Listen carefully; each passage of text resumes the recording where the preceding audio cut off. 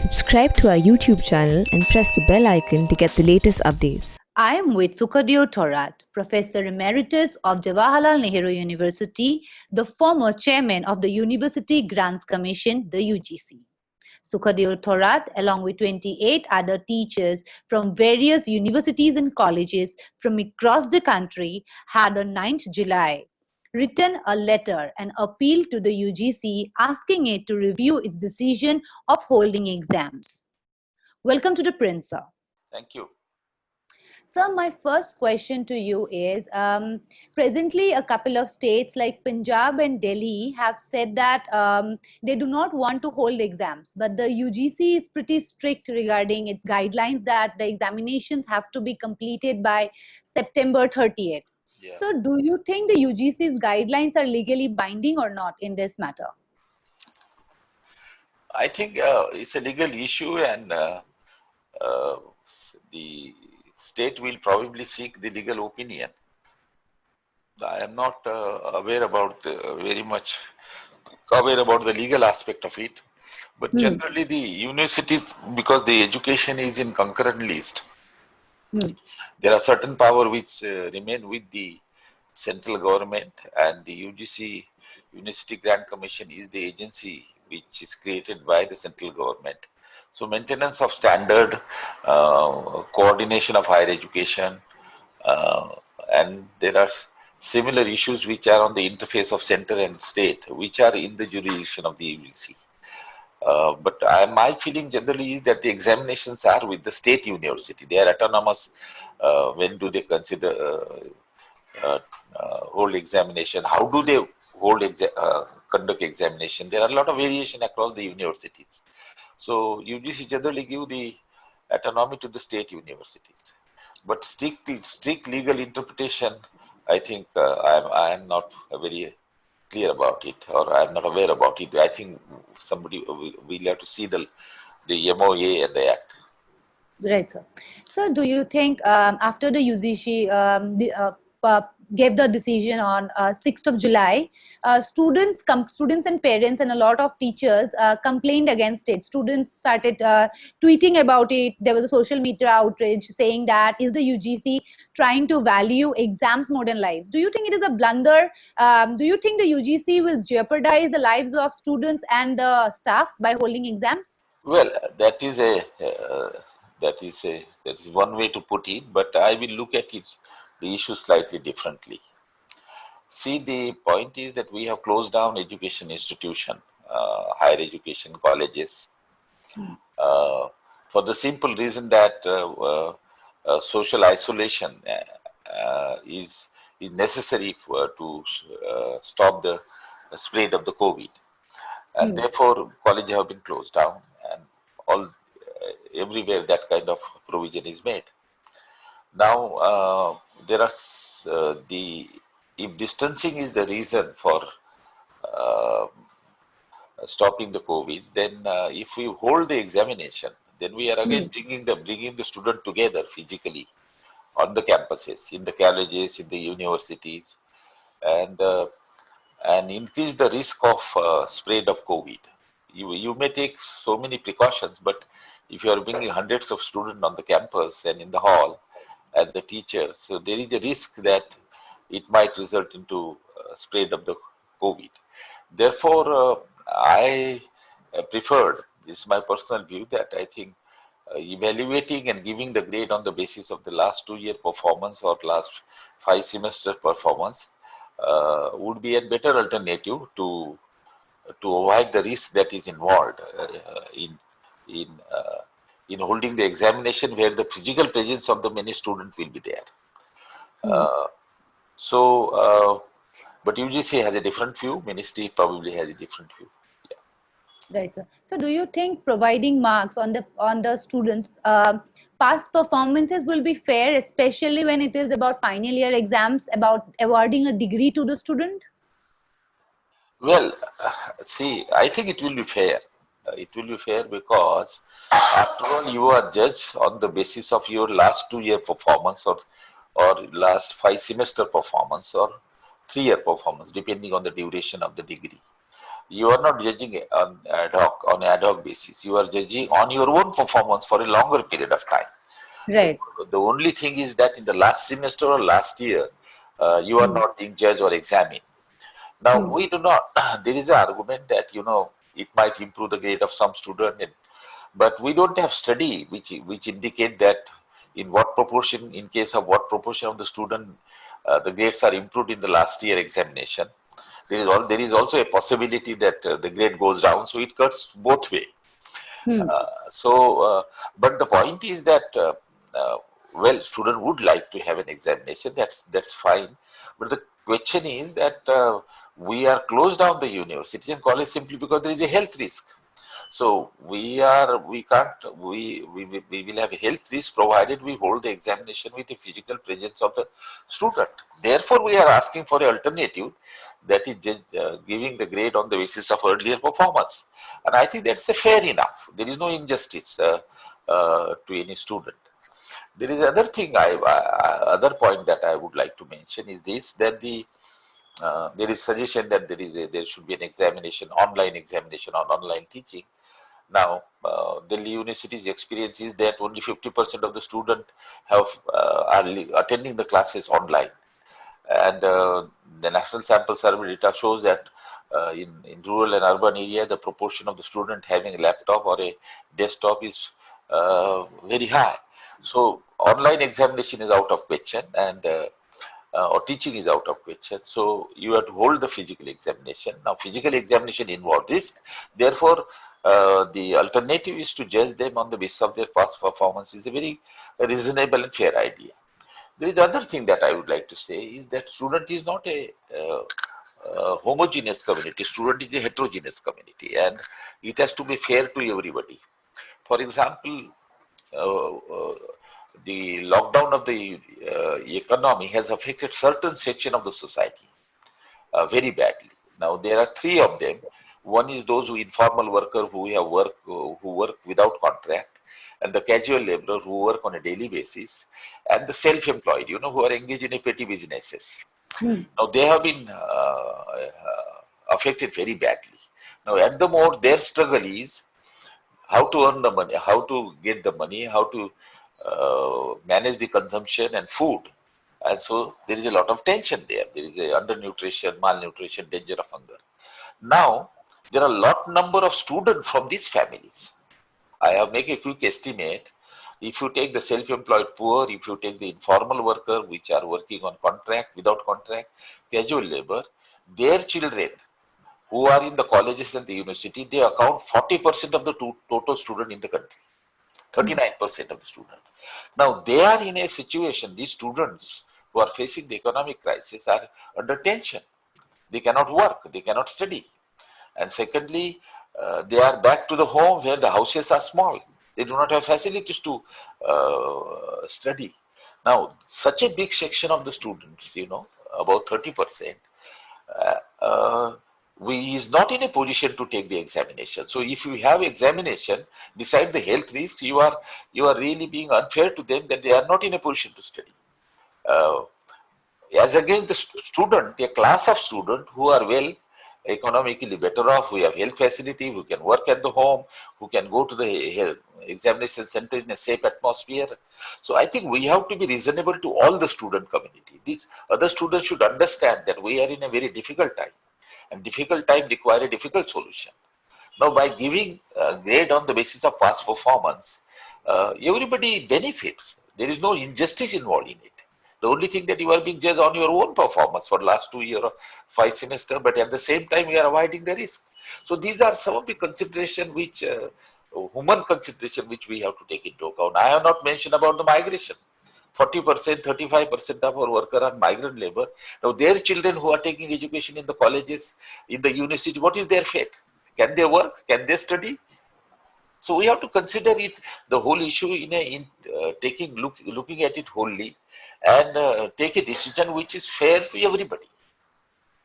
So, sir, coming to your letter with 28 other teachers that you had sent to the UGC's chairman on the 9th of July, I believe. Sir, have you got a reply from the UGC on your letter, on your appeal? No, not me. not me, but I think the people who have said from Delhi. I am in Nagpur now, so maybe I have not got personally because it So was. in your, right, sir. So in your letter, you have stated that that this decision to hold exams will take us backwards instead of taking us forward. That is one of the lines, very striking lines in your letter. So will you please explain it? In what reference do you mean that we'll go backward and not forward by holding these exams? No, it was not a. It is not a sentence which want to convey a specific meaning. It was in a general way, mentioned there. Hmm. Right, sir. So,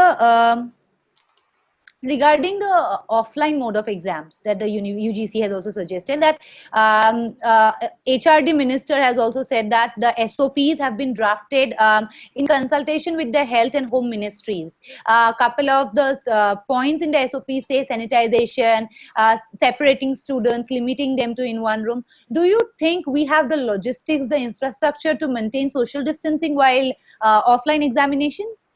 Well, I don't know. The capacity of different state is different, so I won't be able to say that So would you say that whether Punjab will be able to do and Maharashtra will be able to do and Bihar would not be able to follow the instruction given by the ministry. I'm not in a position to comment on that. so, but do you think the decision to hold exams, that is why, should rest upon the shoulders of the state instead? The shoulder of the state means what? The state should be able to decide whether to hold exams or not for its students. That I have told you that's it's a legal issue which has to be examined. Hmm. The education is in a concurrent list. Part of the power are with the central government, which are defined in Hmm. the constitution. So Hmm. coordination of higher education, Hmm. maintenance of standard, Hmm. bringing some uniformity is the function which is with the central government, which Hmm. University Grant Commission and Ministry of Education carried. But rest Hmm. of it is with the state. Uh, Hmm. uh, Although the type of examination, the time schedule of examination, uh, Hmm. uh, there are several aspects which are in the domain of the state. I have a feeling that holding examination and its timing and the way it is hold, it's the autonomy of the university. But one will have to check up legally, because UGC taking a position that it is binding. So the HRD minister has also come out and said that, and I quote, that exams are essential for global acceptance, and that is why we should hold exams. What is your take on that, sir? Global acceptance, I do not know, but if we give a degree, if Indian Hmm. universities give a degree, uh, uh, on that degree it will not be mentioned that he is a postgraduate or master based on the evaluation of the last 2 years performance or 5 semester performance. No, we will give a degree. Now, once the student apply to the foreign university, the degree is respected, not the way the degree is given. Right, sir. I don't think the student will be in a disadvantaged position. And Hmm. in India, if a ministry take a uniform position, for Hmm. example, ministry take a position for all the student, all the university, all the state, then you don't have somebody who is all are equal. So there is no scope for any differentiation or discrimination. So the UGC's main argument is that if we do not hold exams, then we devalue the main point of exams, that we devalue exams. So do you think we devalue exams if we don't hold them? No, it's not a, see, the point is that we are evaluating the student. Right, sir. We are evaluating on the basis of the past performance. So we are judging academically. Yeah, the only difference is that we are not judging on the basis of 3 year or on the basis of 6 semester. But that's okay. We are in difficult time, very difficult time. The other alternative of holding an examination, we may cause the health risks. We do not know. Then who is responsible? Who will be held responsible? Imagine that the spread of COVID get expanded because of this examination. Who is responsible? It's the government which is accountable. So I think the UGC itself and the ministry itself has taken a decision to close down the universities and the colleges for the purpose of health risk. So it all depends what is the extent of health risk. And then this is only on judgment, whether the state will be able to take necessary precaution, what will happen, we do not know, because the mechanism of spreading of COVID also now there are several theories about it. I would not like to mention about it, but the point is we have to balance it out. The examination versus risk. Examination. Valuing lives more than exams is what you mean. Because we are judging on the basis of past performance, which is not the full examination. I understand that, but we are doing it simply because we are in a difficult situation, because for following the full examination there is a risk involved, which everybody recognizes, even the ministry recognizes. So we have to balance it. So you feel, sir, like the UGC had asked the universities and colleges to close down because of the pandemic situation. Now, going beyond that and holding exams is contradicting its own terms of social distancing. Is that what you're trying to say? So please don't induce me to make a comment on UGC. Okay, let's have a fair academic interview. I understand. I understand what you are trying to do. See, the point is, I generally feel the following way. Listen, the education is in concurrent list. Some function with ministry, some function with the state. But there is a mechanism, for your information, if you ask a proper question in a different way, there is a mechanism of which is called CAP committee. And the member of those CAP committees are Minister of Higher Educations and School Education. So all those issues which are on the interface of center and the state, the meeting is called and those issues are placed before the state education minister and the decision is taken. So, and the consensus is developed. I think the best way would be, in my view, that the Ministry of Education should hold the meeting of the CAP committee, invite all the education minister, maybe through a web seminar, get their views that what can be done, and develop a consensus. Now, one of the objectives should be that you understand the situation of each state. For example, Maharashtra is worse. Number one, there is again closed down in Pune and others. You cannot, you ask the student to come on the street. While there are other states where the COVID is much less. So I think the best thing would be to have an interaction with all the states, understand the situation, develop a common view on the basis of this, and then develop the policies for each state. I think that would be the best idea. Right, sir. Sir, also you have been a teacher for a very long time in your life. This is a very crisis situation, a pandemic situation. Do you think by holding this sudden decision to hold exams, postpone exams, in a state where the mental health of the students is, because of the lockdown, because of the pandemic, is also quite vulnerable right now in the country? Do you think holding exams also poses a risk to the mental health, causing them stress? Well, of course, students are under stress. As I told you, the student, I think what students want is that they want degrees, They have worked hard. They work hard for 2 years. Finally, a student wants a degree so that they can apply for higher admission to other institutions. They want to apply for other universities. So they are under tension. So therefore, the decision of the government should be such that immediately they get a relief. There is no problem about it. But there are other categories of the student which are in a lot more vulnerable situation. Who 3 classes I told you, 3 section of the society who are engaged in particular occupation. They are on the road, and their struggle is to how to survive, and their children, which count about 39% of the total graduate and undergraduate student in the country, their problem is a lot more serious. So I think there is a tension, and that varies across the students. So therefore, the government should take a decision in a manner such that they don't lose their year, they get their degree.